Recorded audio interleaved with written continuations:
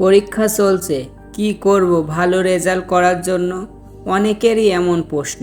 চলো পরীক্ষার মধ্যে ভালো ফলাফল নিশ্চিত করার জন্য কয়েকটি গুরুত্বপূর্ণ পরামর্শ তোমাদের দিই।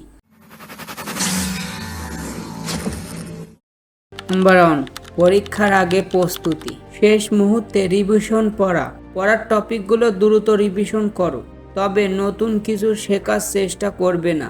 প্রস্তুত থাকুন, যথেষ্ট ঘুম ও হালকা খাবার খেয়ে পরীক্ষার হলে যান।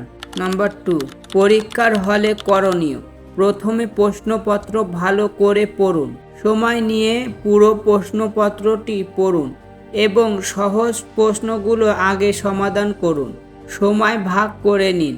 প্রতিটি প্রশ্নের জন্য নির্দিষ্ট সময় নির্ধারণ করুন। কঠিন প্রশ্নের অতিরিক্ত সময় নষ্ট করবেন না।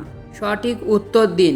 প্রয়োজনের চেয়ে বেশি লিখতে যাবেন না, বরং পরিষ্কার ও সংক্ষিপ্তভাবে লিখুন। লেখার স্টাইল উন্নত করুন। উত্তরটি পয়েন্ট আকারে বা অনুচ্ছেদে সাজান। প্রয়োজনে ডায়াগ্রাম বা উদাহরণ ব্যবহার করুন। নাম্বার 3, পরীক্ষার সময় মনোযোগ ধরে রাখুন, যথা অন্যদের দিকে তাকানো বা চাপ নেওয়া এড়িয়ে চলুন। মনে রাখুন, আত্মবিশ্বাসী সাফল্যের চাবিকাঠি। নাম্বার 4, পরীক্ষার পরে করণীয়। পরীক্ষার শেষে আগের উত্তর নিয়ে চিন্তা করবেন না। পরবর্তী পরীক্ষার জন্য প্রস্তুতি নিন। মনে রাখবেন, প্রতিটি পরীক্ষা আলাদা গুরুত্ব আছে, তাই মন দিয়ে চেষ্টা করুন।